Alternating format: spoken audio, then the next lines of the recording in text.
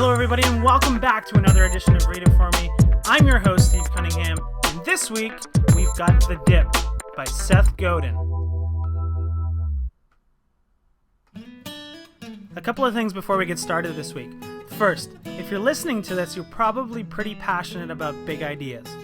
That also means I want to connect with you. I want to continue the conversation. So please add me on LinkedIn, follow me on Twitter, add me as a friend on Facebook, send me an email, leave a comment on the post, but please just get in touch with me so we can continue the conversation. Secondly, the real power in these ideas isn't just in listening to them and considering them, it's going out and applying them in our real lives. So every day this week and into the future, I'm going to be posting about how it's going for me. So you would absolutely just make my week if you would drop by and let me know how it's going for you. What are you struggling with? What are you succeeding with?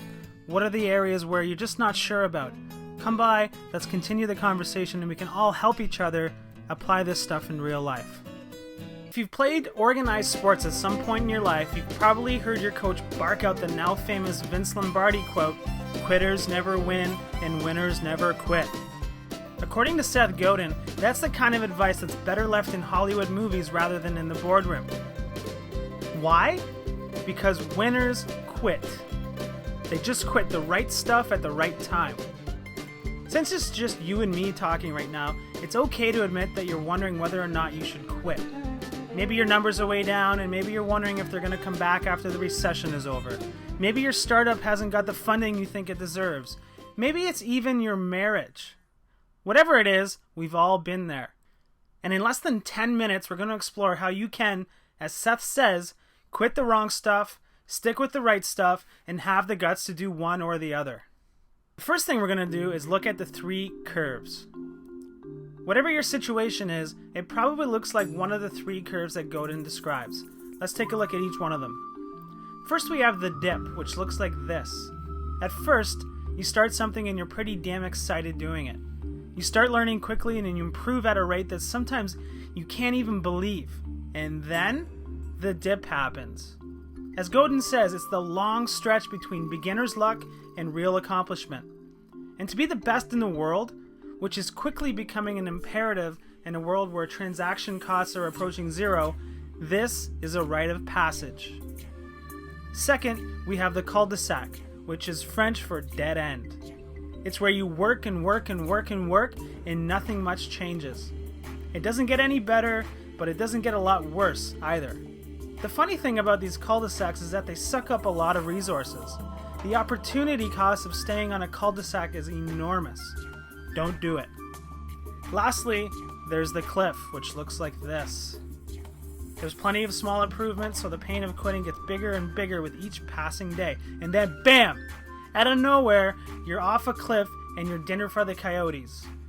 Godin argues that these don't happen very often, but I'd argue that in a time of change like we're facing now, cliffs are more common than ever before. This is also obviously a bad trajectory to be on. Okay, the second thing we're going to look at are the reasons why most people don't make it through the dip. Most of the time, Seth says, if you fail to become the best in the world, it's either because you planned wrong or because you gave up before you reached your goal. There are 7 specific reasons why you might not become best in the world. Number 1, you run out of time and you quit. Number 2, you run out of money and you quit.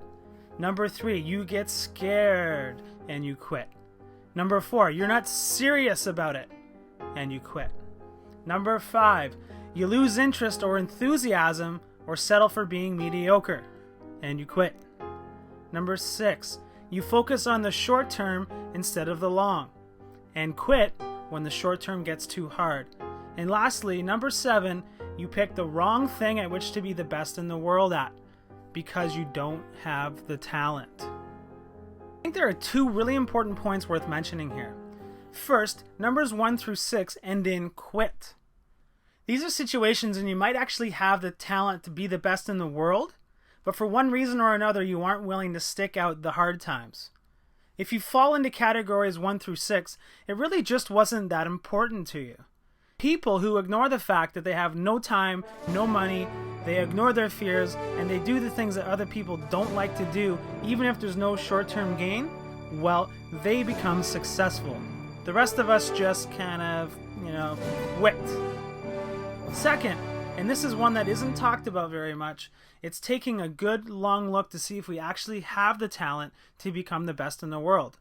Our society has fallen in love with the against all odds stories that become after school specials, that we tell everybody they can be the best in the world at whatever they want. Well, they can't. And I think this is especially crucial in a business setting. When you have the executive team sitting around the table and they're talking about the company's future, here's the thing. If you don't have the talent, you're not going to make it. Then you're in a cul-de-sac and everybody's lives are miserable and morale goes down and then revenues go down and then all of a sudden you have no money. Bad. Don't do it. Time to figure out what you actually can be the best in the world at. That brings us to the third thing we want to look at. How do you know if you're in a dip or a cul-de-sac? To answer this question, you really need to answer the question, can I be the best in the world at this? And I'm sorry to say that there's no real clear-cut answer. In my conversation with Seth, he said that this is where the art comes in. It brings to mind Jim Collins in Good to Great and his now famous hedgehog concept. And you can go watch the summary on the site if you haven't read it yet. Remember, there's a particular focus on the can. This doesn't mean that you have to be the best right now, but you have to have the potential to be. Remember, every person that has achieved success in their field started somewhere. And that's all I've got to say about that. By the way, if anybody, including you, Seth, cracks the code on this, I'm all ears and I've got a big bag of money for you. Which brings us to the fourth and last thing we're going to take a look at. The 3 questions to ask before quitting. So, all this talk about being the best in the world has you thinking that, hey, maybe I really should quit what I'm doing here. Excellent. You're right where you want to be. Now, before you go ahead and do anything rash, ask yourself these 3 questions before you pull the proverbial trigger. Number 1, am I panicking? This is a really dangerous position to be in, Seth says, because panic attacks when we're weakest. Earlier in the book, Seth tells us how to avoid this. Decide in advance when you're going to quit. An old saying that goes something like, never enter a situation you don't know how to get out of. Well, the same goes for trying to be the best in the world. Number 2, who am I trying to influence? Seth makes the distinction between influencing a person and influencing a market. He says that influencing a person is a lot like scaling a wall. If you get over on the first few tries, you're in. If you don't, the wall gets harder and harder to get over with each successive try. If you're trying to influence a market, on the other hand, it ends up being more like a hill. Why? Because people in the market talk to each other. So each success you have is amplified. Lastly, question number 3, what sort of measurable progress am I making? This one is so simple, but quite often we would rather ignore it. To succeed, there has to be some sort of light at the end of the tunnel. To stick it out in absence of forward progress ends up looking a hell of a lot like a cul-de-sac. In closing, here are a few words of inspiration from Seth.